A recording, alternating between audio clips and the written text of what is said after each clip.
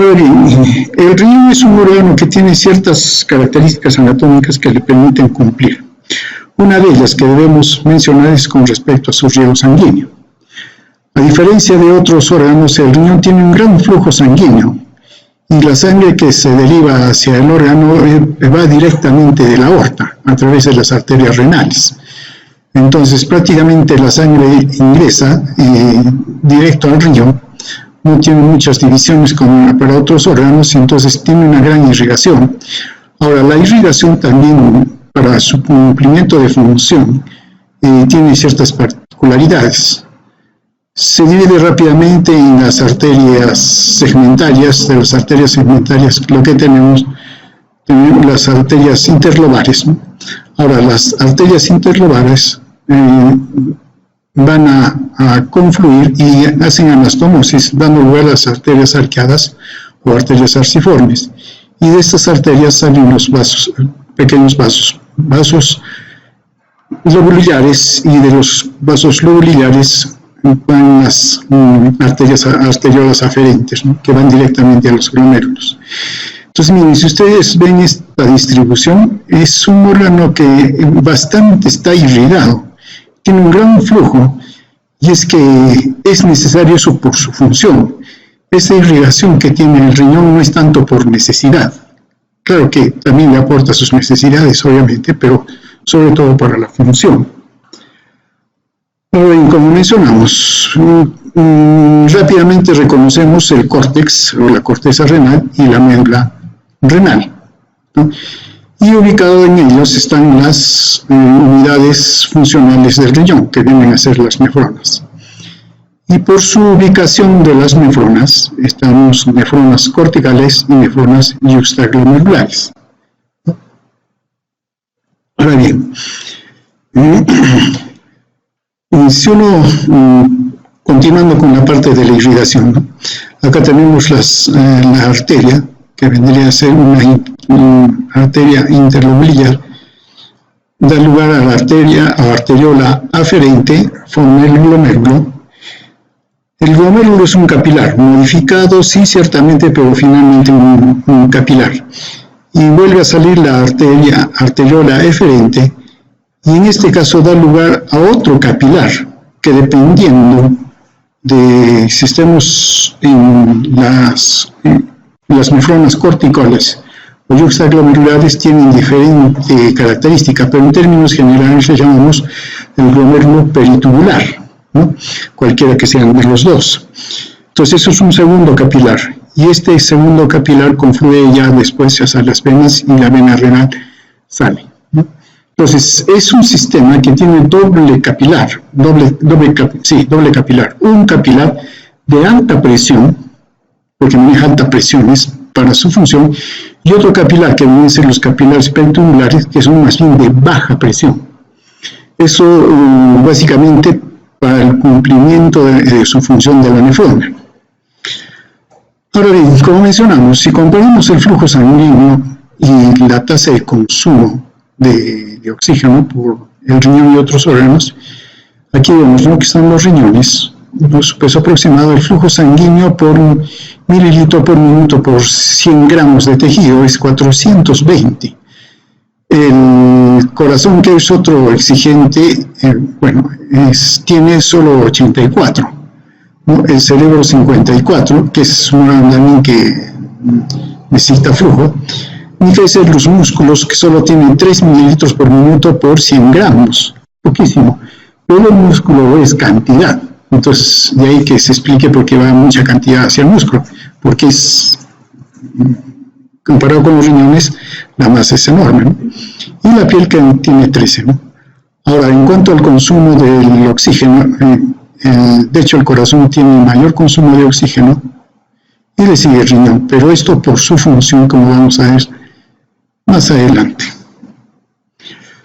Ahora bien, si entramos a la descripción de la nefrona, la nefrona, que es vendría a ser el órgano o la unidad funcional del riñón, está formado básicamente por lo que podríamos llamar el corpúsculo, que está formado por el glomérulo, la cápsula de Bowman, y todo el sistema tubular, túbulo proximal, el asa de Henle, túbulo distal, el túbulo conector, que algunos diferencian, y el túbulo colector. Ahora, los túbulos colectores son corticales y medulares, ¿no?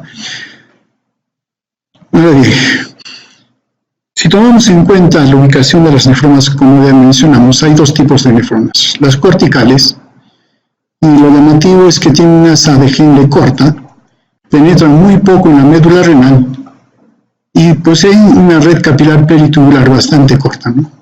A diferencia, las nefronas yuxtaglomerulares, que están en el límite entre la médula y la corteza, de ahí su nombre, tienen una asa de Henle bastante larga, ¿no?, que alcanza incluso hasta la papila renal, ¿no?, hasta acá abajo alcanza, y posee una red capilar especializada, conocidos como los vasos rectos, ¿no?, y que corren de manera paralela a la asa de Henle. Claro, anatómicamente, pero si hablamos funcionalmente, corren de forma antiparalela, ¿no? Cuando baja la asa de Henle, sube, ¿qué sería la vena granular, ¿no? Y cuando sube el asa de Henle, están bajando los capilares, los vasos rectos arteriolares, sería en este caso, ¿no? Ahora bien, las nefronas corticales generalmente son las más abundantes, 7 partes de 8, ¿no? Y su tasa de filtración glomerular es menor y carece de vasos rectos, ¿no? A diferencia, los yuxtaglomerulares son los menos abundantes, pero son muy importantes porque prácticamente ellos corren por cuenta de la concentración de la orina, no así de las nefronas corticales, pero son los menos, ¿no? Tienen las asas largas, el asa de Henle larga, y eso le permite entonces tener esa función.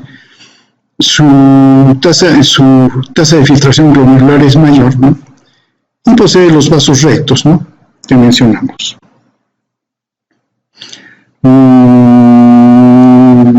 Sí, eso sería.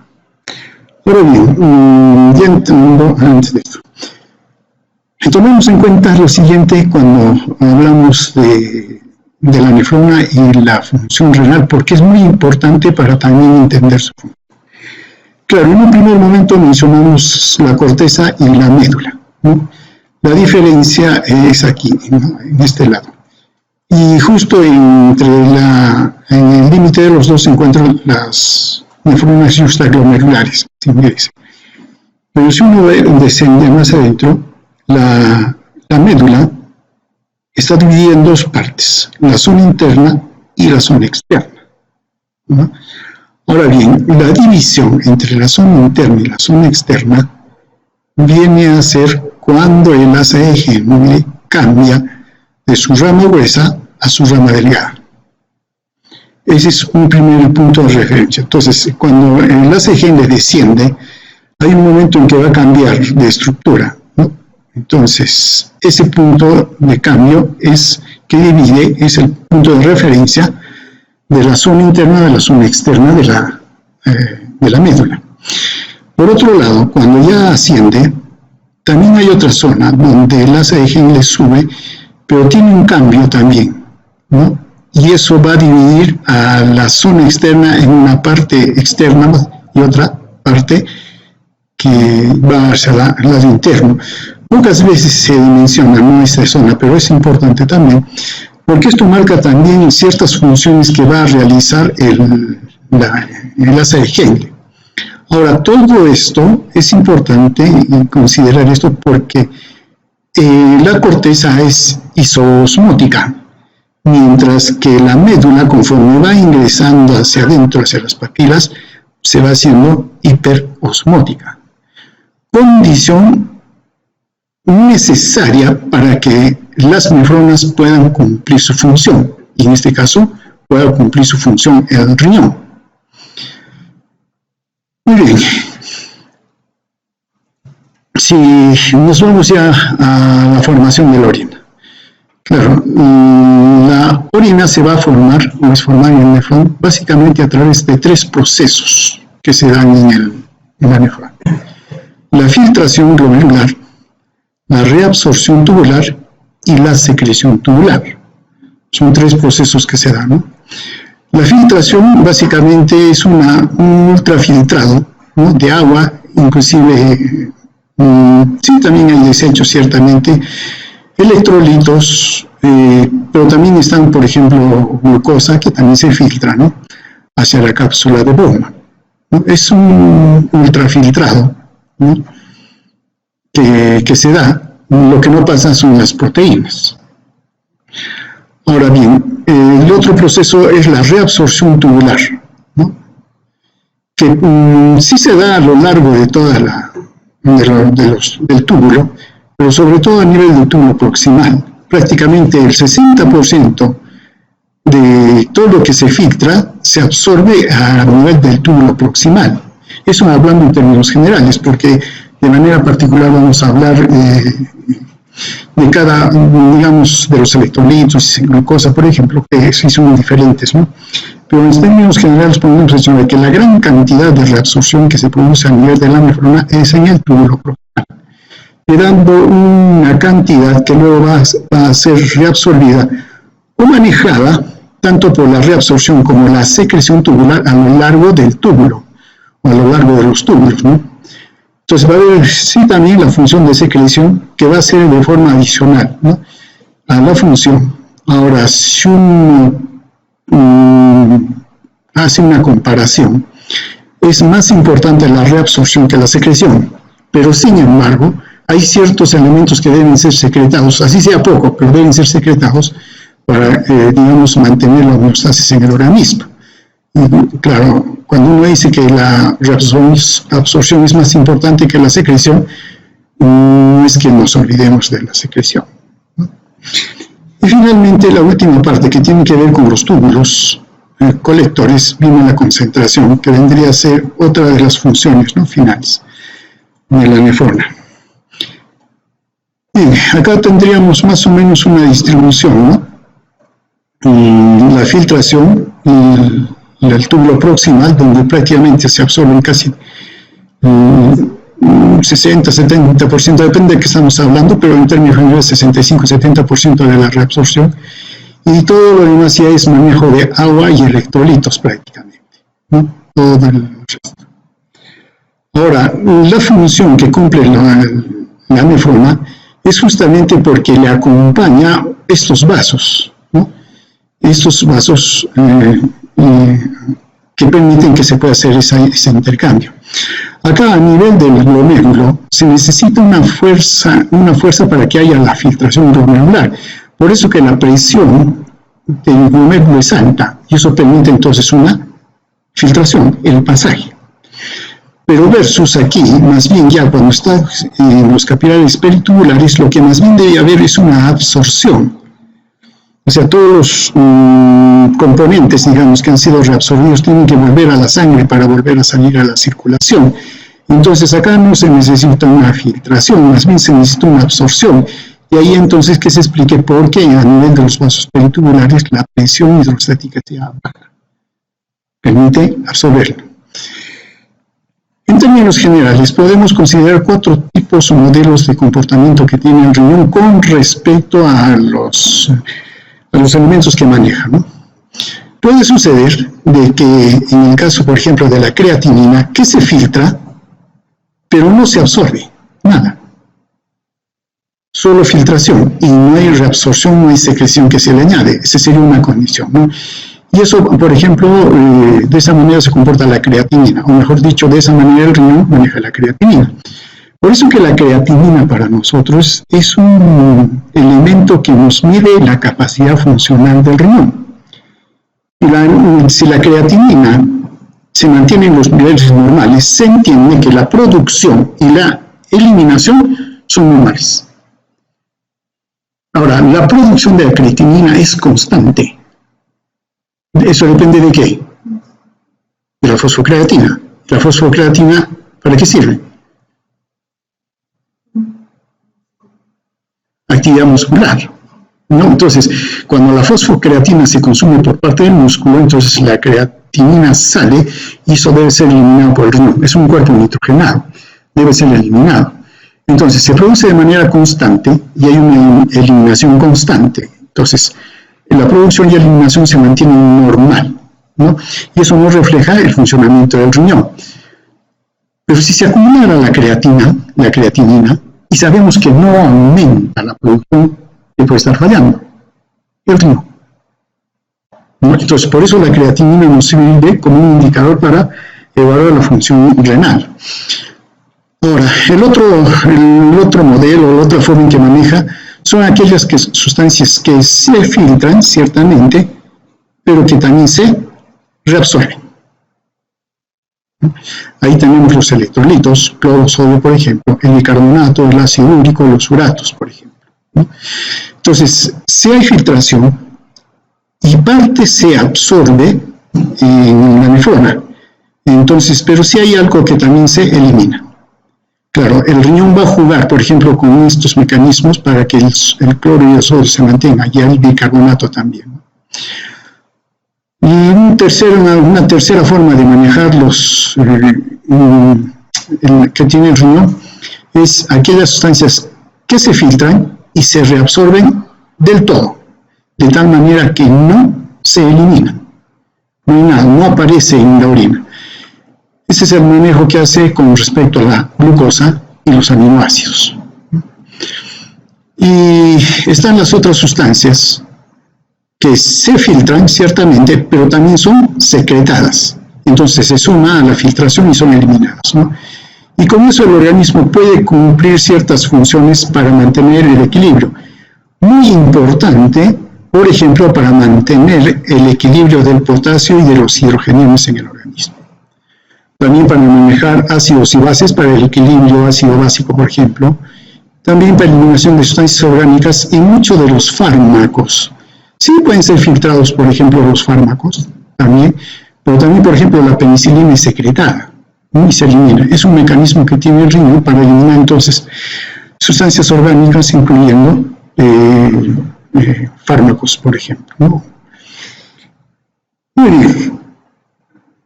Empezamos con la filtración glomerular. Claro, la filtración glomerular se da en el glomérulo, ¿no? Que es un órgano, ¿no? Formado por este capilar, el capilar glomerular que mencionamos, y rodeado por una estructura epitelial que forma la cápsula de Bowman, y ahí le siguen los túbulos, ¿no? Ahora, a esto, claro, si es un glomérulo, hay una arteriola aferente en este caso y una arteriola eferente. Y a su lado, en esa encrucijada, se encuentra este otro órgano, que es parte del túbulo distal, y justo en el lado en que el túbulo, el asa de Henle, la rama ascendente del asa de Henle voltea hacia el túbulo distal, justo está en ese lado, y en su epitelio tiene unas células, la mácula densa, que junto con las células que también se han modificado con respecto al endotelio capilar, sobre todo de la arteriola eferente, forma lo que se llama el aparato yuxtaglomerular, ¿no? Ahora bien, como mencionamos, el glomérulo es un capilar, entonces tiene todas las estructuras de un capilar, con algunas particularidades, ¿no? Para empezar, este vendría a ser el endotelio, ¿no? Aquí sabemos capilar, y este endotelio tiene poros, y por lo tanto es un epitelio de tipo fenestrado, ¿no es cierto? Ahora bien, por otro lado, le sigue una capa de membrana basal con protoglucanos y todo lo demás. Y finalmente, acá vendría a ser un epitelio, claro, pero el epitelio formado por la extensión de unas células, conocidos como los podocitos, ¿no? Que vendrían a ser, de una célula, conocida como los podocitos. Acá vendría a ser sus extensiones, ¿no? Y que forma otra capa. Entonces, en buena cuenta, el capilar del glomérulo tiene tres capas: el endotelio, la membrana basal y vendría a ser los podocitos que están acá, ¿no? Pero si uno se da cuenta, claro, el endotelio es fenestrado y los poros, o mejor dicho, los espacios que dejan los podocitos son espacios amplios, conocidos como poros. Entonces, tanto el endotelio como el epitelio de la cápsula de Bowman son fenestrados y dejan aberturas muy grandes. ¿Cuánto mide una proteína?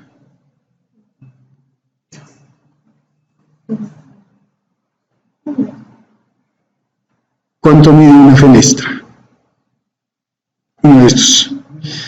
No me acuerdo si es 8 micrómetros o 8 nanómetros. Nanómetros, micrómetros. Dicen nanómetros, ¿no? Pero ya a costa de que hay que ver eso. Miren, estos poros, estas fenestras, tienen 8 nanómetros o micrómetros, nanómetros, ¿no? Y la alúmina tiene 6. O sea, sí podría pasar. ¿Por qué no pasa? A las cargas negativas. Tanto el endotelio como la membrana basal y aún el podocito en sus membranas, ellos tienen cargas negativas. Y las proteínas, ¿qué carga tienen? Negativas. Entonces, en buena cuenta, eso es lo que repele a las proteínas, evitando que puedan atravesar esta membrana de filtración desde la luz capilar hacia la cápsula de Bowman, ¿no? Entonces, son esas capas. Ahora, obviamente, para mantener esas capas, estas condiciones, las condiciones estructurales y fisiológicas de esta estructura deben mantenerse. Cualquier cosa que lo dañe, entonces va a alterar esa carga y por lo tanto va a perder esa capacidad de filtración. Y las proteínas sí pueden pasar. Ejemplo, un proceso inflamatorio. Una glomerulonefritis, por ejemplo, es un proceso inflamatorio, altera estas cargas y sí pasan las proteínas. Y si pasa proteínas al riñón por la filtración glomerular, eso va a salir en la orina. Problemas. ¿No? Eso es daño renal. Definitivamente porque no debe haber las proteínas en sangre. Bueno, esta es la estructura que mencionábamos, ¿no? Ahora bien, como mencionamos, complementando esto está el aparato extraglomerular que ya después hablaremos. Veamos, la sangre ingresa a través de las arteriolas aferentes, entra al glomérulo, circula por el capilar, se produce el filtrado que pasa al espacio de la cápsula de Bowman, etc. Y luego sale por la arteriola eferente, ¿no? Eso es todo lo que hay. Entonces es una filtración. Y veamos, claro, la filtración glomerular depende de la cantidad de sangre que le llega. Entonces, básicamente, depende del flujo plasmático renal, o del flujo sanguíneo renal si quieren, ¿no? No hay problema por el momento. Ahora bien, pero de todo el flujo plasmático que llega al riñón, no todo es filtrado. Hay una filtración glomerular, que es una proporción. Entonces, de todo el flujo plasmático renal, que más o menos es 625 mililitros por minuto, se filtra 125 mililitros por minuto. O sea, no todo se filtra. Hay una fracción, y esa es la fracción de filtración. Esto es importante para todo lo que vamos a ver hacia adelante. Entonces, lo que se filtra en el glomérulo es la fracción de filtración. Eso nos interesa. Y depende de la filtración glomerular dividido el flujo plasmático renal, ¿no? Simplemente uno hace esta división, claro, 0.2 o 0.19 para algunos autores. Ahora, reconozcamos que el flujo sanguíneo renal es de 1.200 mililitros por minuto, pero considerando un hematocrito del 45%, el flujo plasmático es 660 o 625, como quieran, ¿no? Entonces, y es el que se filtra. O sea, nos interesa ciertamente el flujo plasmático para efectos de la filtración glomerular. Pero claro, esto viene a través del grupo sanguíneo o de toda la sangre. Entonces tenemos el flujo plasmático renal. Ahora, la filtración glomerular se filtra en promedio 125 y eso nos da la fracción de filtración. Muy bien. ¿Qué hace que se puedan dar la filtración glomerular? Las fuerzas ya conocidas, las fuerzas de Starling, ¿no? Claro, aquí van a jugar lo mismo que estas fuerzas, de la misma manera como juega en todo el organismo, ¿no? Entonces, vamos a tener fuerzas de Starling que favorecen la salida del filtrado y fuerzas que se le oponen, ¿cierto? Ahora bien, pero también debemos tomar en cuenta este otro factor. ¿Cómo se llama esto? Este de aquí, que es muy importante en el riñón. ¿Cómo se llama eso? El coeficiente de filtración, ¿no? Ahora bien, veamos primero. En caso del glomérulo, tenemos la presión hidrostática glomerular, que vendría a ser la presión hidrostática capilar, ¿no es cierto? Como mencionamos, aquí en el riñón es alto, 55 milímetros de mercurio si quieren, o 60 milímetros de mercurio.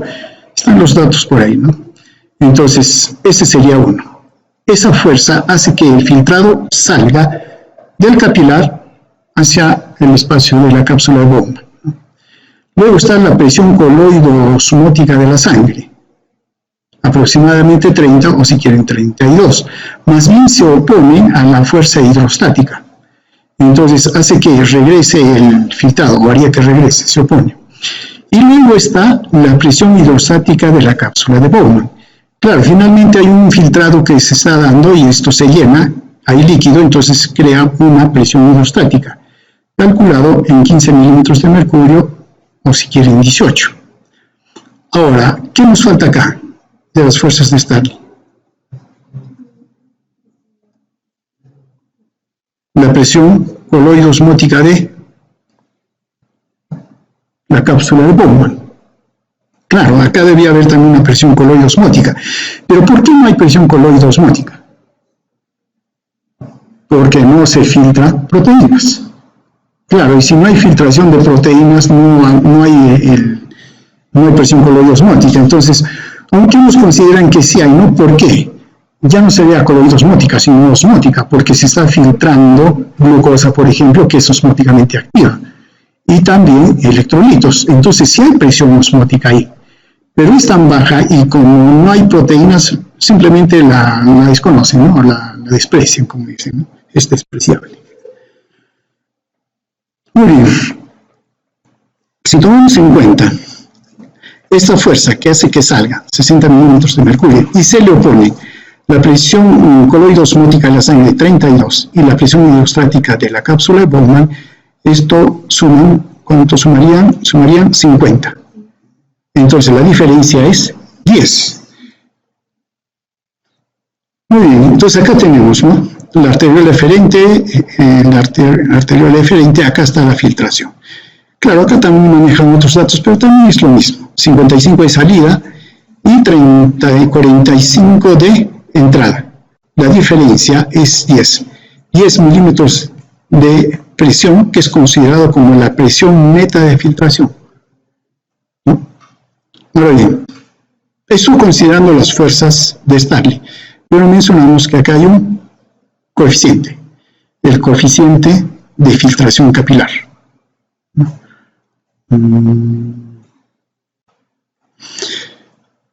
Y de hecho se ha calculado, ¿no? El coeficiente de filtración, glomerular. El coeficiente de filtración glomerular se calcula teniendo en cuenta la filtración glomerular y la presión neta de filtración.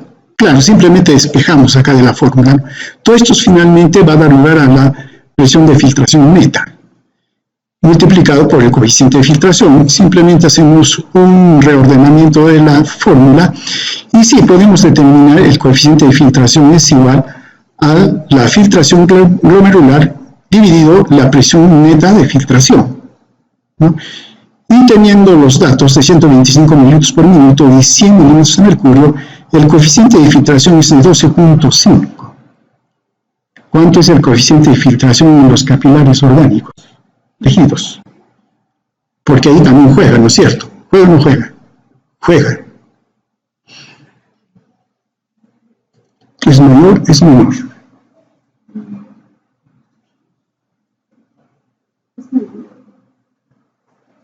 Eso es menor. Es menor. Es que aquí este coeficiente de filtración debe permitir la salida del líquido de pasaje, porque si es muy cerrado no permite. Entonces no podría haber filtración. Claro, y esa es, esa es la razón. Ahora bien, el coeficiente de filtración depende de dos cosas: de la conductividad hidráulica y del área de superficie de filtración. La conductividad hidráulica básicamente es la capacidad que tiene la membrana para que pueda pasar a través de estos poros el líquido electrolitos, ¿no? Entonces, esa es lo que se llama la capacidad a la conductividad hidráulica, ¿no? Si por alguna razón esa membrana se engruesa, entonces la conductividad hidráulica aumenta o disminuye. Disminuye, ¿no? Y eso pasa en los procesos, degenerativos a nivel del glomérulo.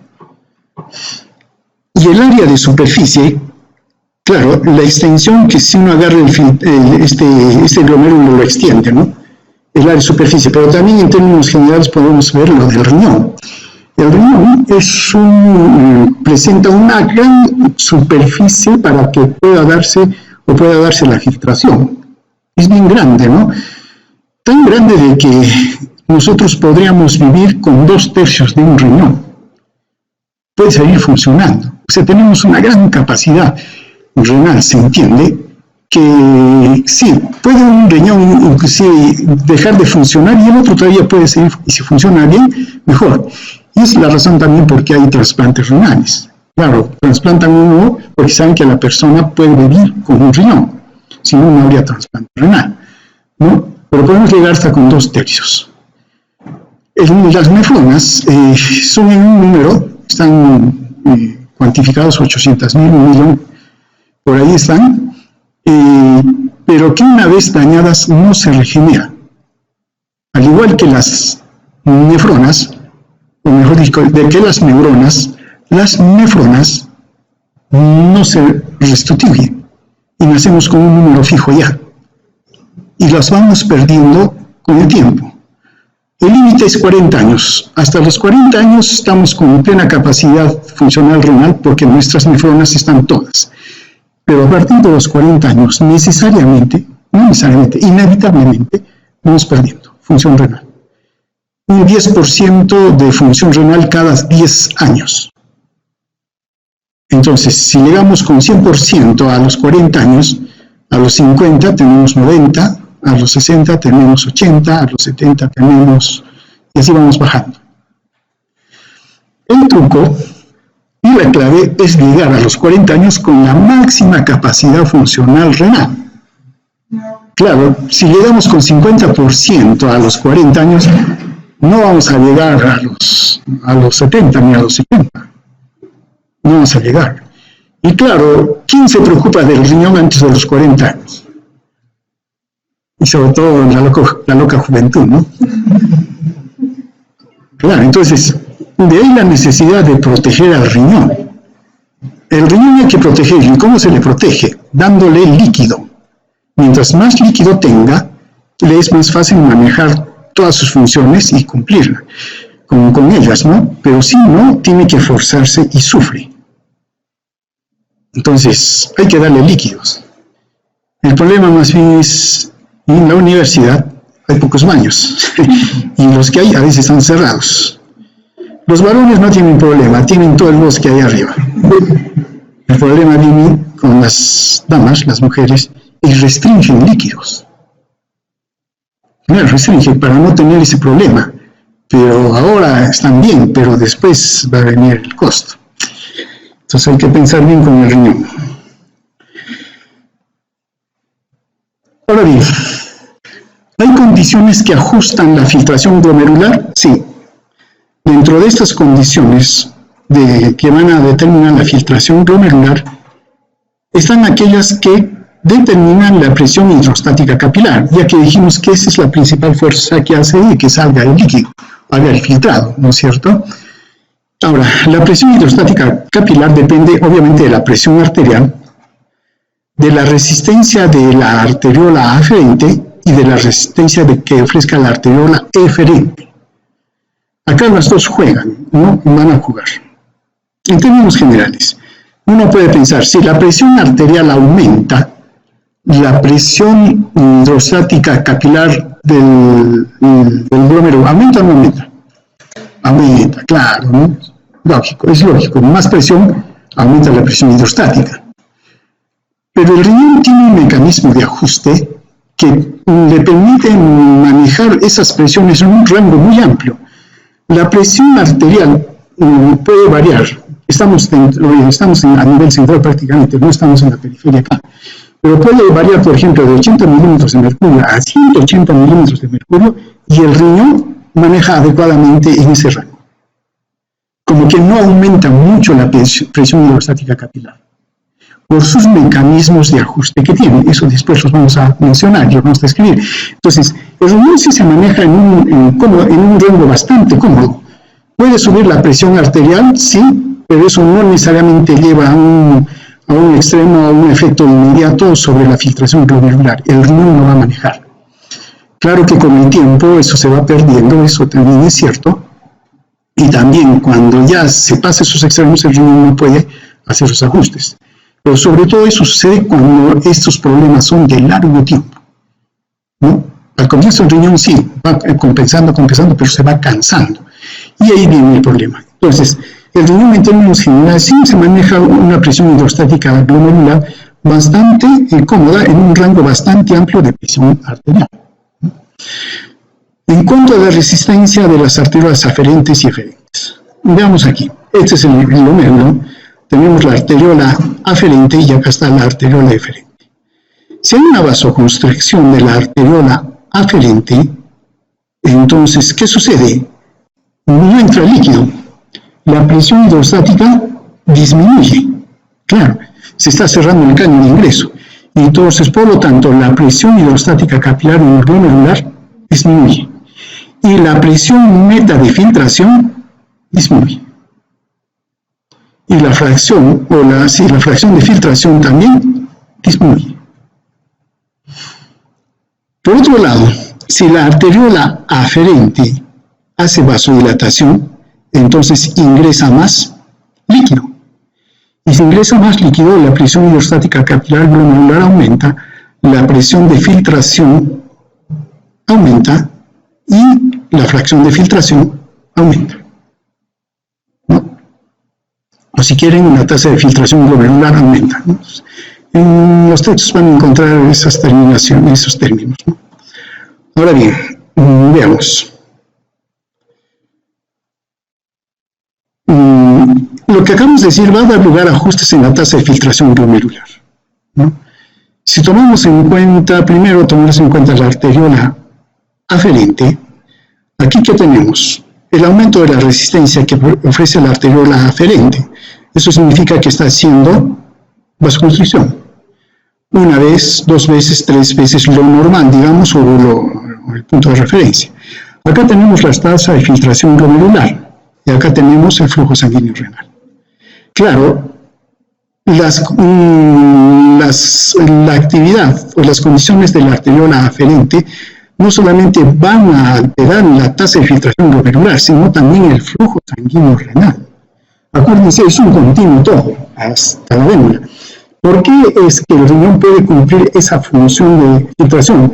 Porque la presión de ingreso de la arteria renal versus la presión de la vena renal es enorme. ¿Cuánto es la presión de la vena renal?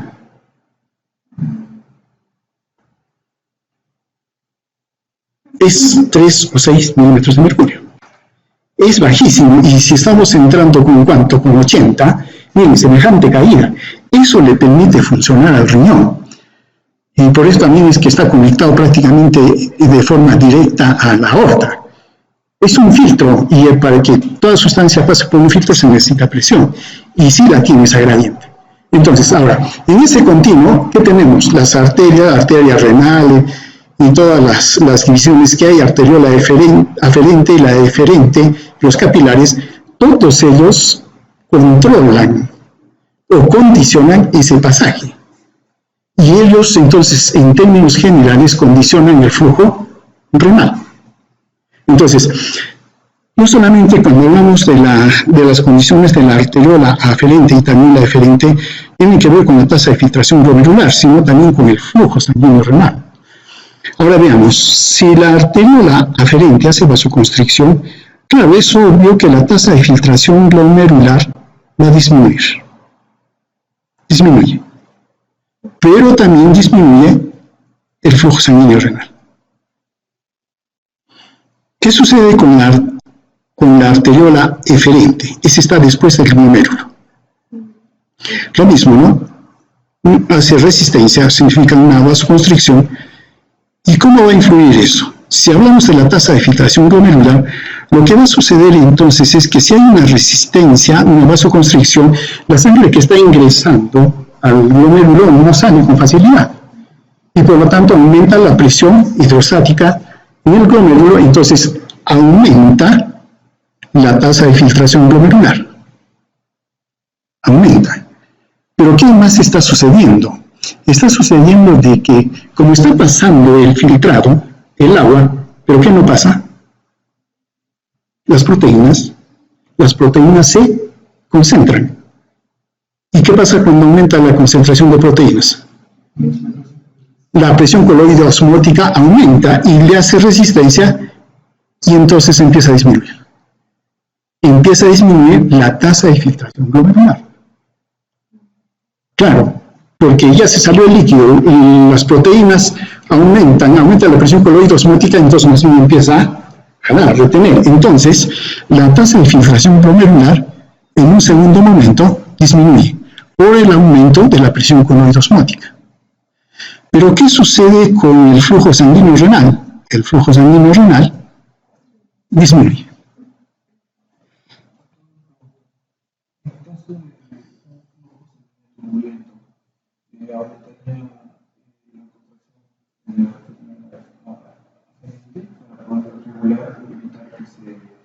Aumente el flujo, la tasa de filtración glomerular, pero con un flujo turbulento relacionado con la terapia, por ejemplo, podría aumentar la filtración glomerular y se podría volver a meter.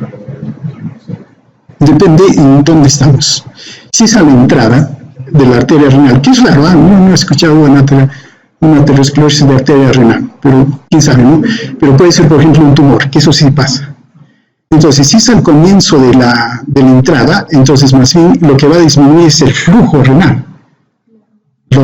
Entonces la presión hidrostática va a disminuir, ¿no? Eso es lo que sucedería. Claro, el flujo turbulento es por alguna alteración en la estructura, ¿no? Tumor puede ser, ateroma puede ser. Entonces, si eso está antes del glomérulo, en la arteria renal y todo, entonces va a disminuir más bien el flujo sanguíneo renal. Y eso hace que disminuya presión hidrostática, disminuye flujo sanguíneo, crea filtración. Pero, ¿qué pasa si es que eso estuviera al otro lado? Al otro lado, ahí sí se convierte de manera diferente. Claro, depende de si estaríamos en la vena o hacia el lado de los uréteres, ¿no? Por ejemplo, si en el uréter hubiera un cálculo renal, ¿qué aumentaría? Claro, de manera retrógrada, ¿no? A los capilares, las papilas y todo eso y demás. ¿Aumentaría qué? La presión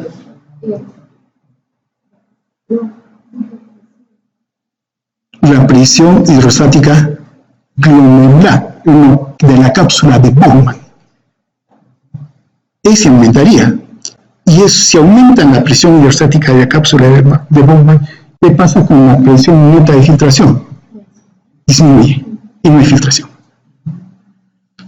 Claro, depende a dónde nos estamos ubicando con lo que usted está mencionando, ¿no? Eso se llama hidronefrosis, por ejemplo, ¿no? Bien, veamos. Miren, acá tenemos la presión de filtración, acá tenemos el largo del capilar glomerular, ¿no? Miren, ¿qué sucede? Se entiende que la presión hidrostática del espacio de Bowman se mantiene, ¿no? Se mantiene a lo largo de... Pero ¿qué sucede con la presión oncótica? Que está aquí. Conforme va pasando el filtrado, Y como las proteínas se van concentrando, la presión coloide osmótica aumenta.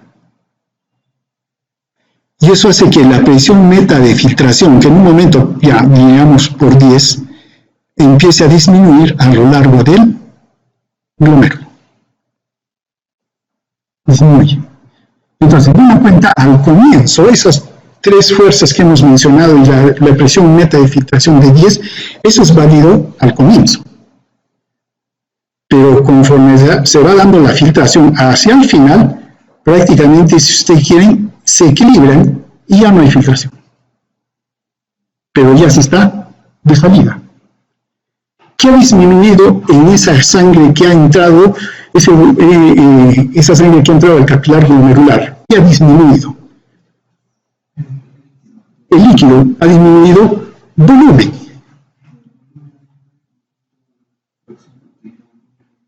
Claro, ha disminuido volumen. Y al disminuir volumen, ¿qué disminuye? Hidrostática capilar. Y acuérdense, ¿hacia dónde estamos? Hacia la arteriola eferente. ¿Y la arteriola eferente hacia dónde se está yendo?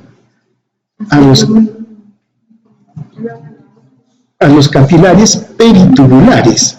Por eso los capilares tubulares tienen una baja presión hidrostática. Bajísimo. La cápsula, los glomérulos sí tienen una alta presión. Le está llegando del sistema con alta presión, 50-60. Pero al hacer el filtrado, la presión neta de filtración disminuye, la fuerza de filtración disminuye y prácticamente se está quedando con lo mínimo.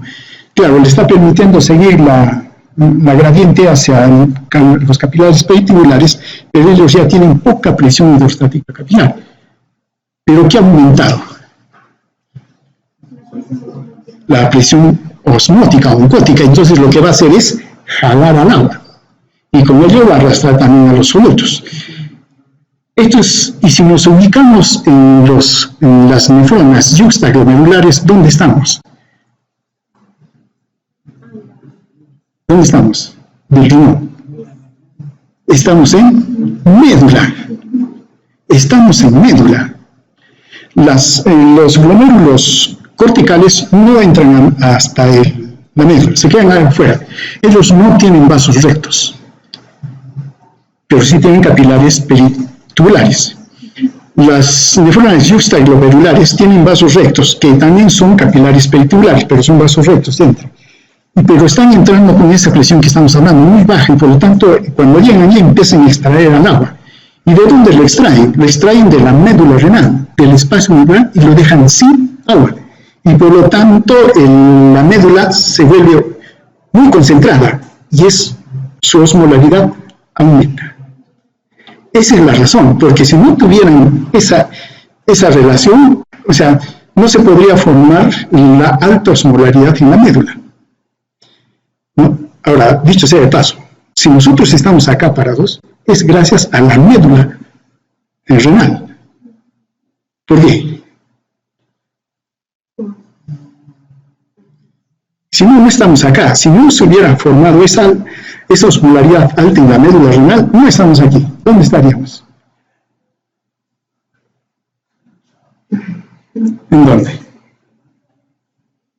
Con los peces, o mínimo con los batracios, en el charco. Ellos no tienen médula renal, porque no pueden concentrar orina. Nosotros podemos concentrar orina y entonces evitar perder el líquido del organismo. Entonces podemos retener el agua dentro del organismo. Ellos no lo pueden hacer. Y como nosotros podemos retener agua en el organismo, sí, ha sido posible que nos salgamos del mar, del charco y estemos andando por la tierra. ¿No? Pero,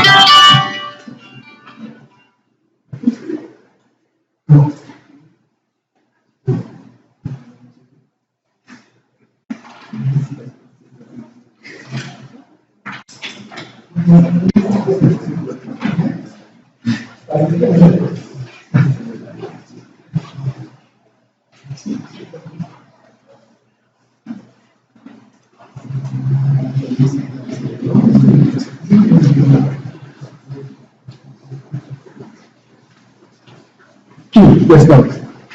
Ya es la hora, ya es la hora.